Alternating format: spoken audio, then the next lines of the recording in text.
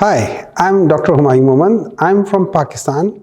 By training, I'm a plastic surgeon and I entered into hair restorative surgery back in 2000. I've been associated with ISHRS since 2002. My first presentation on FUE, which is these days a hot topic, was in 2004. Over the years, I've seen that how the surgery has evolved from 2000 to 2500 mega session, super mega session, giga session, so going up to, and then 2004, Jerry Wong and Hassan, they actually in Vancouver, they actually changed the concept of hair restoration by doing 6,000, 8,000 grafts in one session. So that was really remarkable, a game changer in hair restoration surgery. And over the period of time, gradually people have been evolving towards that. What is happening in the last 10 years is a great paradigm shift from strip surgery, which is these days the proper nomenclature is linear scar strip excision or linear strip excision surgery, as opposed to follicular unit excision surgery. So a lot of people are actually promoting it around the world, and the patient, when they come to us, they ask about only one thing, FUE, which is follicular unit excision. Now, as a hair restorative surgeon, I've got a lot of reservation with this thing, and over the last almost a decade, I've been, and people call me the last of the Mohicans, who is actually a warrior for strip surgery. But the way I see the future is the strip will be back. It's just like hasta la vista, I'll be back. What is happening? The training for a strip surgery needs more skills, needs more surgical background skills. The skills for an FUE is mainly the eye-hand coordination. So a lot of people find it easier to learn FUE. It is a less steeper curve, and then they start doing it. The strip surgery also need a good trained technicians. For example, my technicians have been with me since 2000. So my technicians are with me for the last 22 years. But that means they become a liability if I see it from the point of view of price, but they become an asset if I see it from the point of view of my business, my work, my results. If you see in terms of business, you see them as an asset rather than as a liability. Although yes, they become the most expensive technicians, but at the same time, they are very easy. They make your life easy and they make your results good. So what is happening with lesser number of technicians, you can do an FUE and your donor area has got limit. Now, let me educate you, and this is how I tell patients when they come for the FUE. I said, look, you have got a limited supply on the scalp, which is the number one. Then you have got a chin and other body parts. This is number two and number three. Now, let's talk about the number one. In number one, you have got this donors area, which is divided into safer donor area and lesser safer donor area. The safe donor area is the middle part of everything, which is more or less 1/3 to a 40% of the total donor area, where the graft would stay the longest, as in, you see that frill. So the middle part of it is this safer donor area, and above that and below that is the zone which, from where over the period of 2 years, 3 years, 4 years, the hair will fall off. So if anything you harvest from there will also fall off. So that is why it is called less safer donor area. When I'm using a strip technique, my 100% of grafts are from the safer donor area. What I give the analogy to my patients is that, look, you have got two types of products. Number one, the best material is taken from the best place, and that's 100% of it, at the expense of a linear scar, which if you trim your hair would show, And even if it shows, can be corrected by putting some grafts in between that. So there is a very simple solution to it. Half an hour job. With an FUE, half an hour job. The other thing is that you have an FUE where if you trim, now this scar, the linear scar will only show if you trim your hair to less than a centimeter. So if you have your hair more than a centimeter, your linear scar will not show.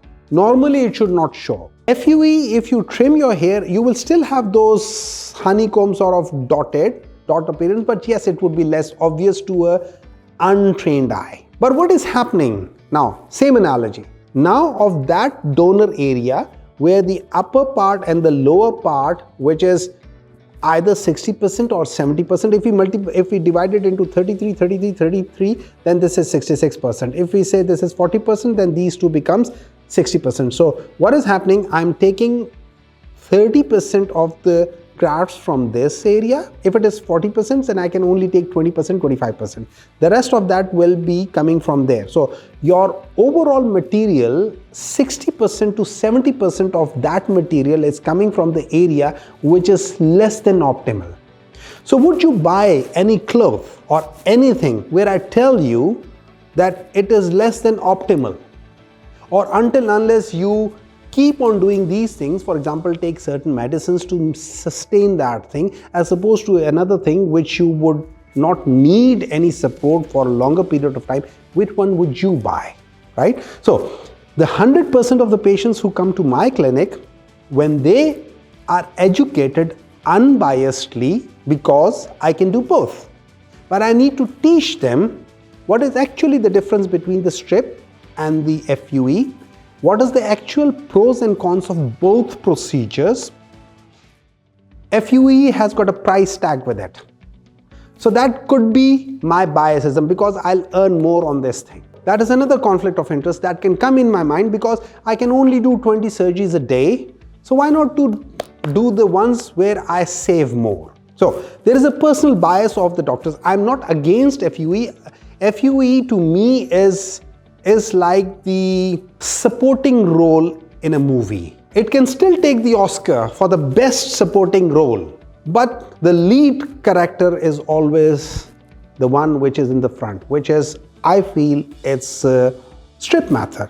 That's the lead character. So when I teach these things unbiasedly, and I feel that every patient should be informed about these scientific evidences, and over the period of time, it is these evidence which makes our decisions right. So if I teach them honestly, out of 100%, 30% still opt for an FUE, and I do their FUT or strip method. 20% would actually get converted to a strip method, pure strip method, no FUE. Because what I tell them that, look, you need overall 7,000 grafts. So I'll do first 2 strip surgeries, or the first one strip surgery, the second one strip surgery. We will take the whole material, we will make the cake from this method. That means your cake becomes from the best material. And then within FUE, we will use as an icing on the cake. So now you have got the best material, the longest, and on top of that you can have a little bit more for FUE, and then with the rest of the body, yes, FUE is better. Over there, FUE as a supporting role has got more important role. So with the beard, the role changes. Strip does not exist. Over here, the FUE is the main character. It is the only character, let's put it like this. Just like certain movies like, where Tom Hanks was the only person in the island. So he is the only character. And so is the chest. So that is where it takes the lead. But overall, when it comes to the scalp, which is the number one, when they understand these things, that is how they choose. So 30% goes towards FUE, 20% goes towards the strip. The 50% actually opts for the combination. The advantage of combination is that I can harvest the best strip, and along with that I can harvest the FUE. So now I'm maximizing the graft in one session, and I can go up to 5,000, 6,000, 6,500 grafts in one session. So most of them get the best in one session, and if at a later date they need something more, they can come back for a refill. Now, what we need to understand, we have learned over the period of time, is the coverage factor. Coverage factor is like the optical illusion of having the lesser visibility of the skin. People use 60 grafts per square centimeters. Normal is between 65 to 100. I feel that 60 grafts or 50 grafts is not needed, because God has given you 50% of the area. If you are less with 50% number, you still look denser. You still look normal. So that means that if the total density is 100, if I touch 50, visually I would not see the difference between 100 grafts and the 50 grafts. So it is less than 50 when I'll start seeing some thinness. So what I do, with the passage of time, everybody gets thins out, right? We have got limited donor. So I do not go beyond 30. But what I do is that I'll go up to 25 grafts per square centimeter in the first session. That will give you a good baseline. The second session would be like what I call it strategic placing. So what happens? Instead of like this and like this, I place it like this. So you look denser. So that depends on the second session. Why second session? Why not first session? Because I do not know over 1 year how the patient would style his hair. He might come with the right to left, left to right, back combing, or mohawk style or whatever style. So I let them do the first one. Once they style their hair, that is, but I need to ask them how they would do it. So they need to have a certain things, but I've got enough in the bag that I can create what they want. I'm sure there is always a limitation. So keeping that thing in mind, I can try, and then I can place the second session in such a way that they can get the best out of what they have. The limited. If I've got money in my pocket to buy a good car, like let's say Mercedes, but I don't have enough money to buy a Ferrari, I can't buy a Ferrari, right? So you need to understand how much you can invest. But yes, with all other options, things can be done. Let's say you can have a good 6,000 grafts from this donor area without compromising the donor area. And then you can fill it up with the beard, you can fill it up with the chest, and that can go on up to 10,000 grafts from those areas, and you can really have a really decent result. What is happening in the world is I'm seeing a lot of over-harvested donor area. And unfortunately, that is something that nobody can correct.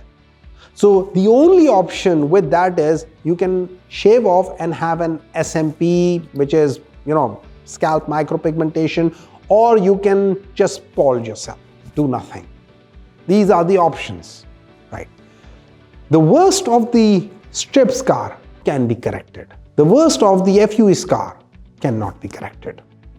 So we need to understand these simple things, and if and when ethically I feel, now that's my personal, as a doctor, that's my personal opinion. People may agree with me or may not agree with me. But unless I don't tell all these things to the patients, I can't make him educate enough to take the right decision. If I'm biased in my opinion, he will obviously buy what I want to sell. That I know. I can tell him that, look, the best thing for you is have from the beard and chest, and you will be the best. He will buy that thing because he trusts me. So I should not betray his trust because I am biased. So that is why I feel now, with all these complications coming up, I feel over the period of time, the strip will be coming back. It never went away. It just went down. But it never went away. But it will come back. And I feel it is people like me have got this duty to make sure that everybody learns it. And this is my message, that either a clinic or a doctor, let's suppose if two of us are in one clinic, then one of us should know how to do a strip method. If I'm the only one in the clinic, then I should know both the techniques, because that is the only way I would be called a hair restorative surgeon, because I would know all things. Ideally, a hair restorative surgeon should also know the flap or the expansion and everything, but that is very rare these days. I mean, I've hardly seen anyone. So over the last 22 years, I feel that yes, new techniques are coming up. Yes, it will initially comes into, in vogue and everything, but over the years, the marathon race would be run and won by the one which has got the science behind it. And according to the science of the donor area of the scalp only, I think the strip has got more plus points than the minus point. That is what my personal opinion is. But between the strip and FUE, I think it's a perfect combination. So everybody should learn both. Only one FUE, I think, is in my opinion, is not the right thing to do.